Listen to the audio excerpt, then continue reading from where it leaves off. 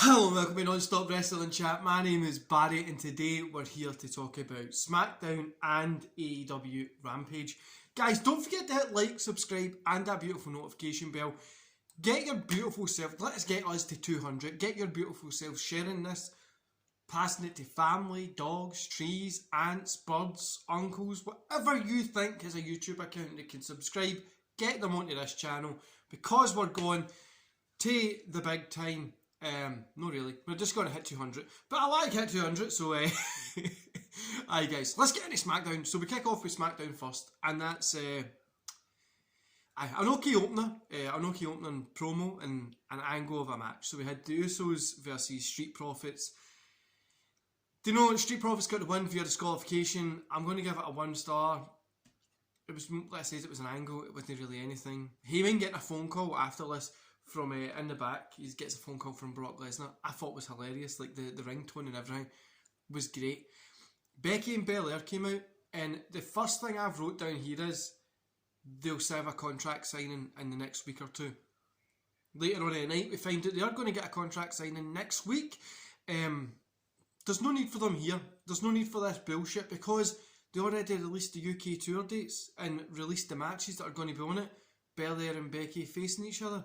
So we know they're going to face each other. There's no need to act like you're not wanting to face each other, or you're not going to give her you're holding off giving them the chance. So we know it's going to happen. Like, anyway, that's just my little gripe there. But Rick Boggs versus Dolph Ziggler. Boggs gets the win. This was a squash match. I feel sorry for Robert Roode here. The guy's a great worker and he's just there accepting that paycheck, isn't he? And then we find out there is going to be a contract signing. So I told you. Cesaro versus Seth Rollins. Cesaro gets a win via DQ. 2.5. Do you know, these guys couldn't put on a good match. They had some good moments in it and good moves. But, again, I don't know.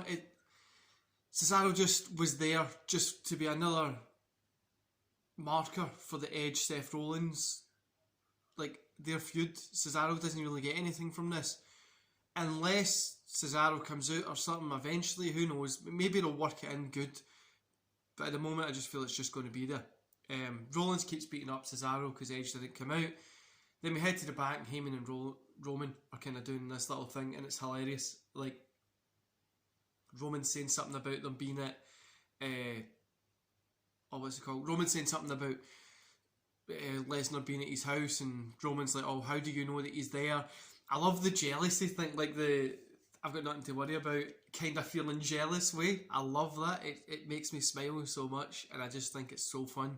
But I'm loving the angle between these three, and I'm excited to see what happens when Lesnar comes out next week. Edge cuts a short but sweet promo, setting up for a match next week between him and Rollins. I'm really uncertain about this because I really thought we were going to get these two guys getting a rematch at Extreme Rules. Obviously, next week might return of that, but I don't need to see that happening next week. I'm happy to wait to Extreme Rules. Then we get Kevin Owens, Corbin and Logan Paul. That's all it has to be said. Kevin Owens and Corbin, Logan Paul. We could have had something good here, but Logan Paul came out. Dominic Mysterio versus Sami Zayn. Again, more of an angle than anything. Sami Zayn gets the win, but Universal title match. Roman Reigns versus Finn Balor. Roman gets the win, as he was always going to. 3 stars here. Give these two guys a little bit more time. Put this on a pay-per-view, one that means something, one of the big 4, and you've got a 5-star classic. Do you know what I mean? Really, really could be that good, but again, here, 3 stars. For me, personally, still enjoyed it. Plus, after the match, I liked the little red light and the demon kind of sound effect, which I'm hoping that isn't Bray Wyatt coming back. Well, if Bray Wyatt does come back, I think it'll be cool. But I hope it is Finn Balor. The demon coming out and he gets all the face paint on and stuff. I think that would be really, really cool. But overall, I'm going to give this a 2 stars. Roman, Heyman and Finn saved this show.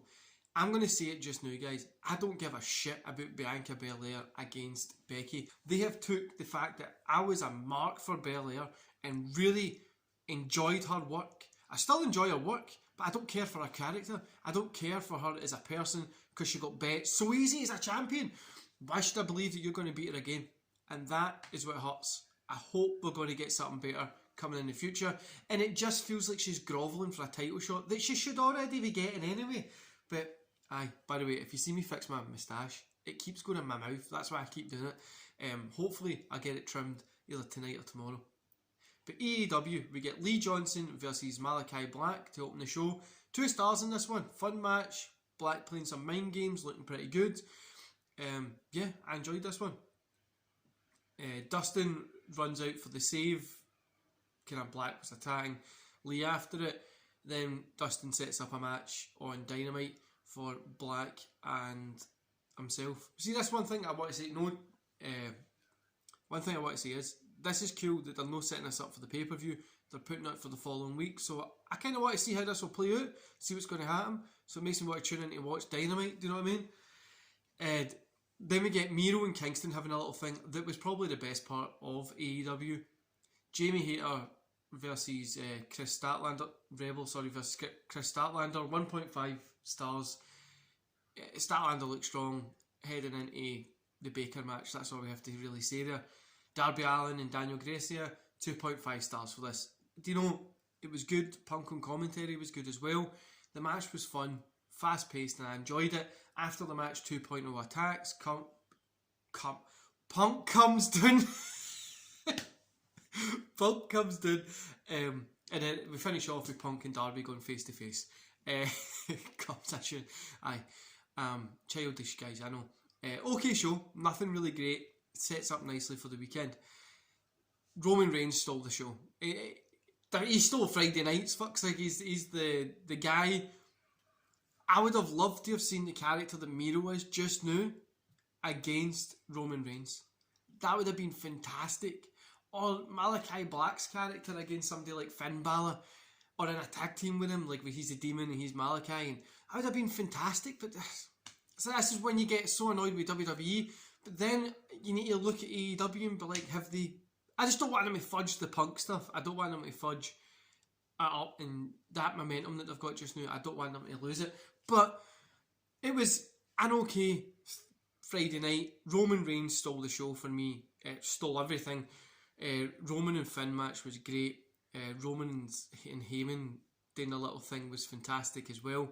But again, like I says, Roman is the king of Friday nights. We need somebody in here to try and dethrone him on Rampage. Your Omegas, your Christians, your Daniel Bryans, if they're coming, who knows? It is what we're going to be looking at now. But guys, let me know if you enjoyed AEW and Smackdown last night. What show did you enjoy better? And you're looking forward to All Out this weekend. I'm pretty excited for it. But yeah, I'll let you go. Enjoy the rest of your day. And lastly, guys, I just want to apologise for a late upload. I'm training for my next challenge in September, which is in like 3 weeks. So this morning I had a ton of training to do. I didn't get to see my kid this morning, so I spent a little bit of time with him. Well, my daughter was at gymnastics, and then I'm going to spend some time with both of them later. But that's the only reason why I was up late, just in case you were wondering where I was. I'm just back to training, and training pretty hard for my challenge at the end of September. Anyway, guys, I'm going to love yous and leave yous there. I'm going to go watch some old TNA, and enjoy the rest of your day.